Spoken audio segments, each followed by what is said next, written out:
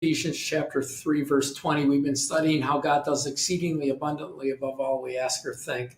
It says, now to him who's able to do exceedingly abundantly above all we ask or think, according to the power that works in us. And we're studying that God, when he delivers us, when we walk into a promise, when he answers our prayers, it's always above what we imagine. It's always above. It's always better.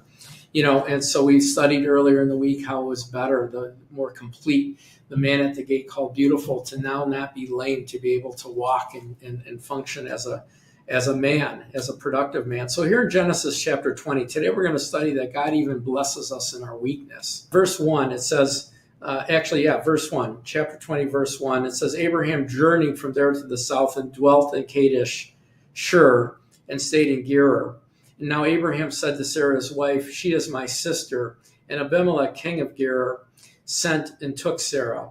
God came to Abimelech in a dream by night and said to him, indeed, you are a dead man because of the woman whom you have taken, for she's a man's wife. But Abimelech had not come near her, and he said, Lord, will you slay a righteous nation?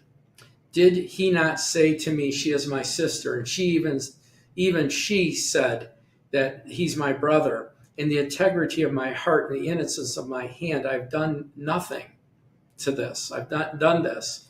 God said to him in a dream, yes, I know you did it in your integrity and your heart, for I also withheld from you sinning against me. Therefore, I did not let you touch her. Now, therefore, restore the man's wife, for he is a prophet.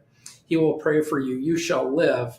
But if you do not restore her, know that you shall surely die, you and all of those that are yours. Now, Abraham did this twice. I mean, this man of faith did this twice. He did it in chapter 12, and he's doing it in chapter 20. For some reason, there's a fear in this man that and Sarah had to be unbelievably beautiful. I mean, as old as she was, the leaders of the free world, the leaders of nations wanted her because of her beauty. And so Abraham did this twice and said, she's my sister. And I want you to see that she actually is.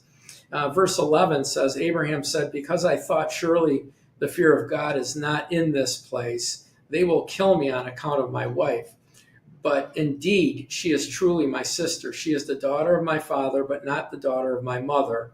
She became my wife, and it came to pass that when God caused me to wander from my father's house, that I said to her, this is your kindness that you should do for me. In every place, wherever we go, you should say that you're my brother. I mean, this is fear, right?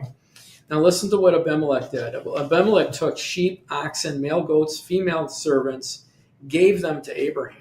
He restored Sarah, his wife. And Abimelech said, see my land that is before you. Wherever you please, you can settle there. Then to Sarah he said, behold, I have given your brother 1,000 pieces of silver.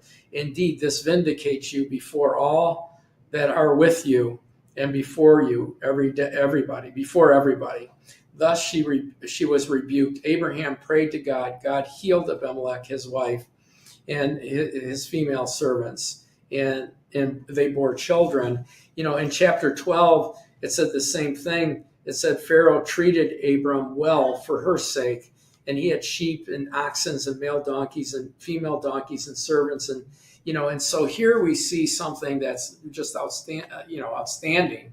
Because remember, we're in the dispensation of grace. He's in the dispensation of promise. God proactively protected him from doing something really stupid, right? These men were going to sleep with his wife.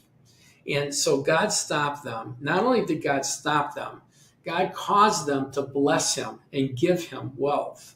In fact, chapter 13 says, verse 2 says, Abraham was very rich in livestock and silver and gold.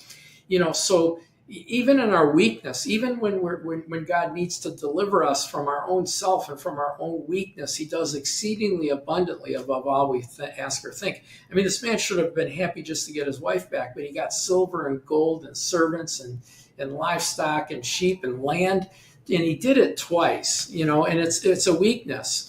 But God blessed it. God delivered. God protected. God delivered. God stopped the stupidity.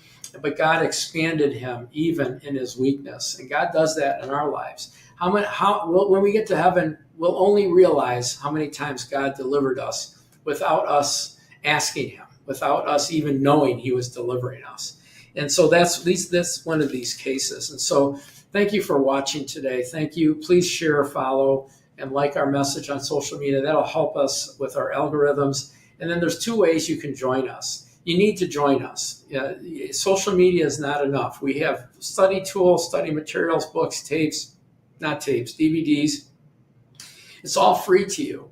All you have to do is become a member. Give us your email address and your name. We don't sell it. We don't give it to anyone else.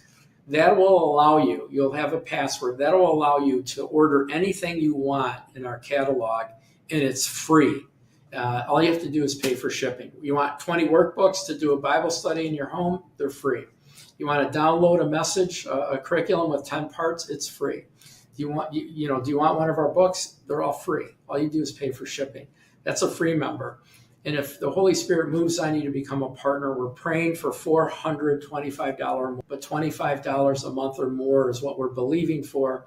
We have lots of materials that we want the world to see. I need about $2,000 or $3,000 more a month to tell every pastor in this country about our curriculums that God gave us this last year. We're producing 3 more in a studio. These aren't done in a dining room or somebody's kitchen or a living room. They're done in a professional studio, and then there's workbooks with them. And so anyway, become a partner. Pray about becoming a partner. Thank you for joining us today. God bless you. May